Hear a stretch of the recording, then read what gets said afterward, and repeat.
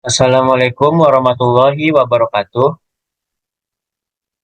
Baiklah, di sini kami dari kelompok 8 akan menampilkan hasil diskusi kami tentang materi langkah-langkah menulis karya ilmiah. Eh, Sebelum memulai hasil diskusi kami, saya akan memperkenalkan anggota kelompok saya. Yang pertama, saya sendiri yaitu Gilang Surya Ramadan dengan NIM 2103-1072. Selanjutnya, Nur Adila Suwanto dengan NIM 2103-1028. Selanjutnya itu Mulyani Dwi Putri 2103-1023 dengan dosen pengampu yaitu dengan Ibu Rahmadani Fitri SPD MPD.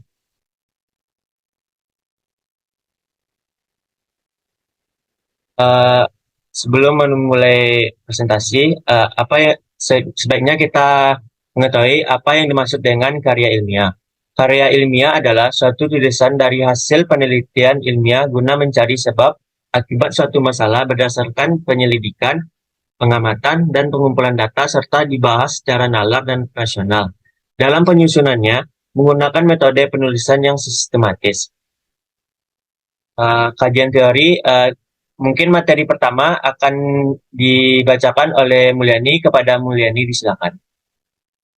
Baik, terima kasih kepada moderator. Untuk materi yang pertama yaitu adalah komponen-komponen dari karya tulis ilmiah. Nah, komponen-komponen karya tulis ilmiah sendiri terbagi atas 3 bagian. Yang pertama bagian awal, bagian isi, dan bagian akhir. Bagian awal adalah bagian pendahuluan. Lalu yang kedua adalah bagian isi yang merupakan bagian inti atau tubuh karangan. Dan yang terakhir adalah bagian akhir, merupakan bagian pelengkap akhir. Selanjutnya, untuk bagian pelengkap awal itu terdiri dari halaman judul, kata pengantar atau prakata, sari atau abstrak, daftar isi, daftar tabel, daftar gambar, dan daftar lampiran. Selanjutnya, bagian pelengkap akhir terdiri dari daftar pustaka, lampiran atau appendix, indeks, dan riwayat hidup. Nah, kita memasuki pada contoh komponen-komponen pada skripsi. Pada halaman awal yaitu adalah halaman judul, halaman persetujuan, halaman pengesahan, halaman moto, halaman persembahan, halaman pernyataan, halaman kata pengantar, daftar isi, daftar tabel, daftar gambar, daftar lampiran, dan juga daftar abstrak. Lalu masuk kepada bab 1 yaitu pendahuluan. Ada latar belakang, rumusan masalah, tujuan penelitian, dan manfaat penelitian.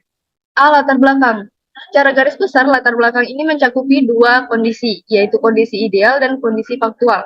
Sifat latar belakang juga wajib memberikan solusi yang disampaikan secara rasional. Lalu yang kedua yaitu rumusan masalah. Rumusan masalah dalam skripsi dapat diartikan sebagai pernyataan singkat yang dituliskan di awal pembukaan karya tulis. Di rumusan ini pula lah salah satu tempat untuk menyampaikan hal yang paling krusial dari sebuah penelitian. Yang ketiga yaitu adalah tujuan penelitian. Tujuan penelitian dalam skripsi sebagai media untuk membuat pernyataan bahwa penulis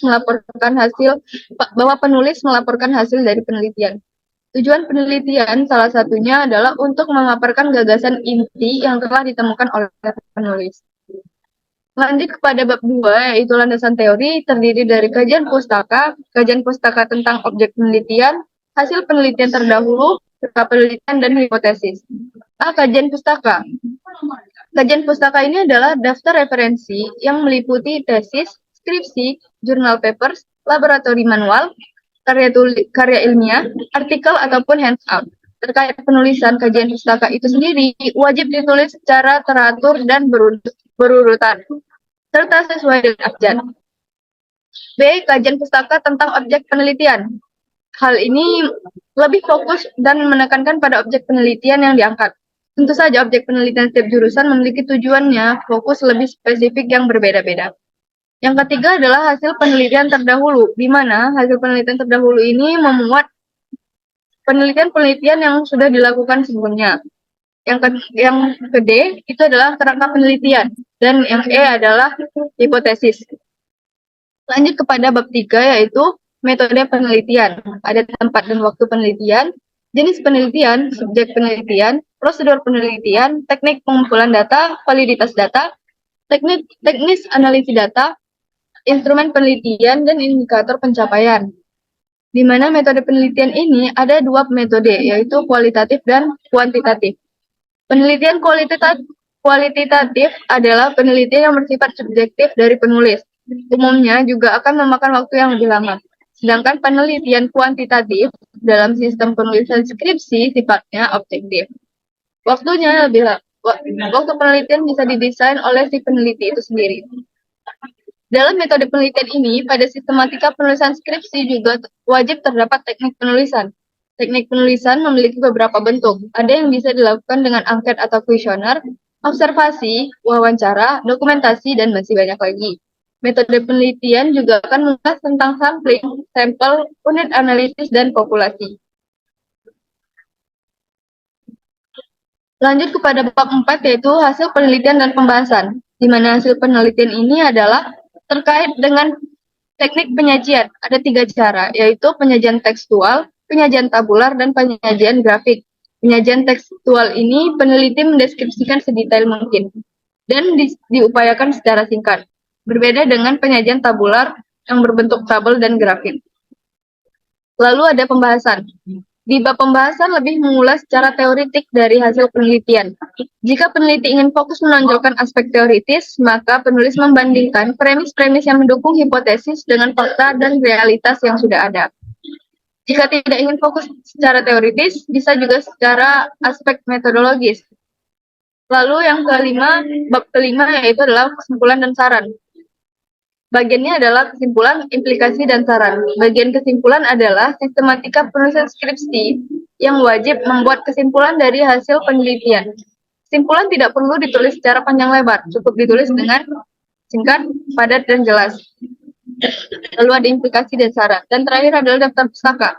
Daftar pustaka adalah sebagai lembar untuk menuliskan identitas sumber referensi yang sudah digunakan dalam menjalankan penelitian. Terkait teknis penulisan daftar pustaka memiliki aturan tersendiri. Namun terpenting dalam penulisan daftar pustaka terdiri dari nama penulis, tahun, judul referensi yang digunakan, kota penerbit, dan lokasi penerbit. Sekian pemaparan materi saya, kembalikan kepada moderator. Terima kasih kepada Mulyani atas materinya, penyampaian materi. Di sini materi kedua saya akan bacakan sendiri, yaitu tahap penulisan karya ilmiah.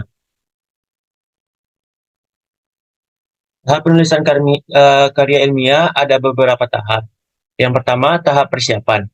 Tahap paling awal ketika akan membuat sebuah karya ilmiah adalah tahap persiapan. Persiapan atau perencanaan merupakan bagian dari pembuatan karya ilmiah yang dilakukan oleh penulis. Selanjutnya yaitu tahap kedua, tahap pengumpulan informasi. Tahap pengumpulan informasi atau bahan dalam membuat sebuah karya tulis ilmiah yang meliputi hal berikut. Nih, pertama, memanfaatkan perpustakaan. Yang kedua, menggunakan internet. Yang ketiga, mengelola dan memilih bahan-bahan pustaka. Yang keempat, membuat sebuah ringkasan serta melakukan parafrase. Yang kelima, membuat kutipan. Yang keenam, mengobservasi, membuat daftar instrumen untuk kebutuhan wawancara, dan membuat pernyataan yang akan diajukan pada narasumber. Tahap ketiga yaitu tahap pelaksanaan pembuatan draft. Tahap pelaksanaan pembuatan draft juga menjadi hal yang penting dalam teknik penulisan karya ilmiah yang baik dan benar.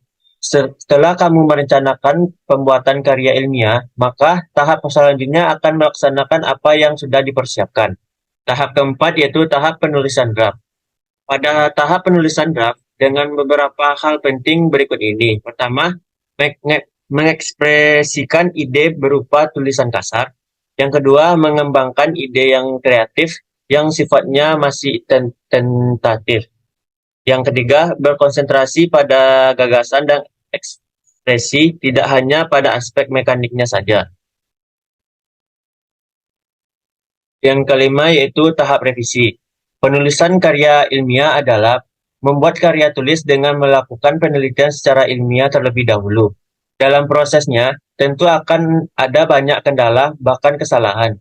Untuk itu diperlukan tahap revisi untuk mengevaluasi kembali apakah ada kesalahan atau tidak. Yang keenam yaitu tahap penyutingan. Pada tahap penyuntikan ini, kamu harus melakukan hal berikut ini. Yang pertama, memperbaiki sekaligus mengevaluasi berbagai perubahan aspek mekanik karangan yang mencakupi huruf kapital, struktur kalimat, istilah, format karangan, ejaan, tanda baca, dan kosakata. Yang kedua yaitu memperbaiki karangan di aspek kesalahan dan kebahasaan. Tujuannya adalah untuk meminimalisir kesalahan.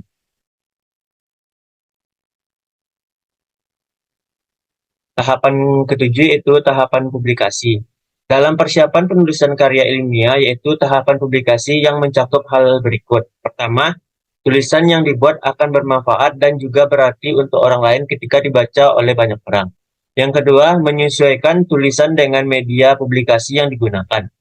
Yang selanjutnya itu tahap ke-8 yaitu tahap evaluasi. Tahap evaluasi ini sangat diperlukan oleh penulis karya ilmiah, karena hal itu akan mengukur kemampuan kamu dalam membuat karya tulis ilmiah itu sendiri. Selain itu, kamu akan ditantang untuk bisa menyelesaikan karya ilmiah yang sudah dimulai. Baiklah, hanya itu materi yang saya dapat sampaikan. Selanjutnya, materi ketiga akan disampaikan kepada Adila. Adila, silakan.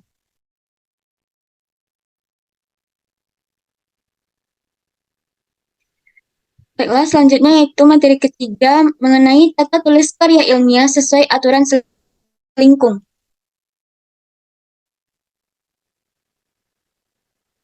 Gaya selingkung adalah gaya khas suatu karya ilmiah yang sifatnya konsisten dan tetap, seperti gaya penampilan dan gaya penulisan yang biasanya tercantum sebagai pedoman penulisan karya ilmiah tersebut. Gaya selingkung merupakan salah satu identitas dan karakteristik yang menjadikan suatu jurnal dapat dikenali dan memiliki ciri khas. Secara garis besar, artikel dalam sebuah jurnal ini perlu ditulis dengan sistematika yang berbeda, agar para pembaca dapat segera mengenali jenis artikel yang dibacanya secara cepat dari sistematikanya.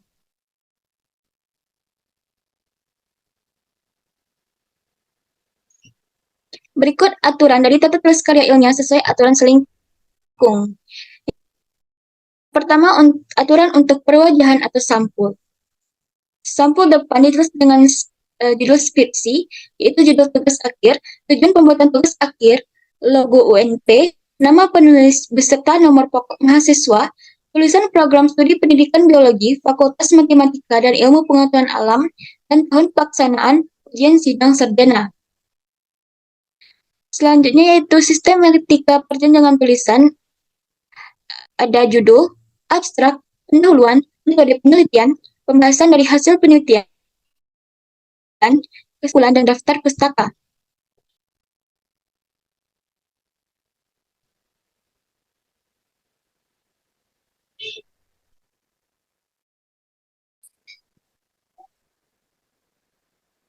Selanjutnya yaitu aturan untuk penggunaan kertas.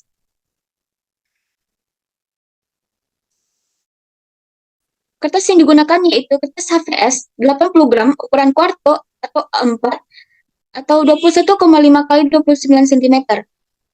Bagian kertas yang memuat naskah cetak mempunyai batas 2 cm dari tepi ke kiri, tepi atas, tepi kanan, dan tepi bawah kertas. Naskah asli skripsi dapat diperbanyak dengan membuat fotokopi pada kertas HVS berukuran dan berat yang sama. Kemudian untuk aturan pengetikan menggunakan komputer dengan menggunakan Microsoft Word. Atas tepi atas dan kiri yaitu 4 cm, kemudian tepi bawah dan kanan 3 cm. Untuk paragraf menggunakan perataan kanan dan kiri. Di setiap paragraf baru digunakan tab untuk menjorokkan paragraf. Kemudian untuk aturan jarak spasi. Jarak spasi antar kalimat dan paragraf adalah 2. Spasi antara judul, logo, nama mahasiswa, identitas lain seperti program studi, jurusan, fakultas, universitas, dan tahun berjarak 4.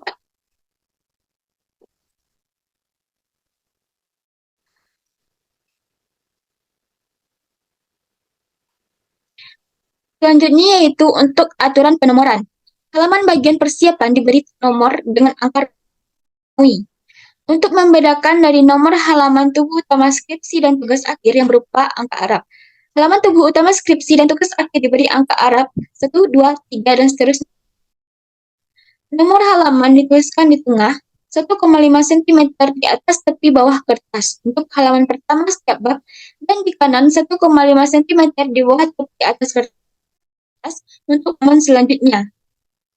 Kemudian aturan untuk penulisan huruf dan kata. Menggunakan huruf Times New Roman font 12 untuk judul huruf kapital dan dicetak tebal, huruf Times New Roman font 14. Kemudian aturan untuk penulisan angka. Penulisan angka yang terdiri dari 1 digit ditulis dengan kata-kata. Angka lebih dari 2 digit ditulis dengan angka Romawi. Penulisan kalimat tidak boleh dimulai dengan angka. Penulisan bisa merubah redaksi kalimat atau juga bisa menuliskan dalam bentuk kata-kata.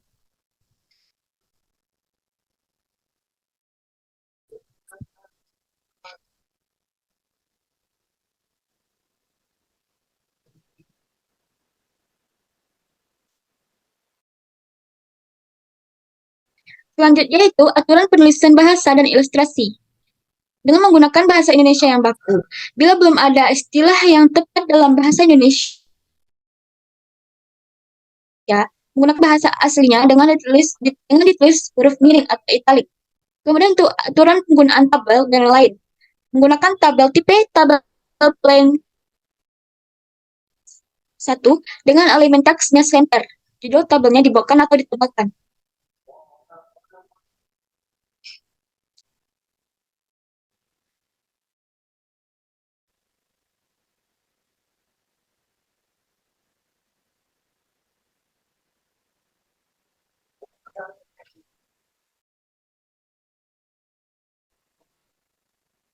Baiklah, Sekian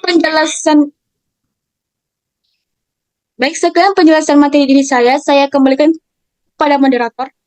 baiklah, hanya itulah hasil diskusi kami kelompok 8. Kami tutup dengan Assalamualaikum warahmatullahi wabarakatuh.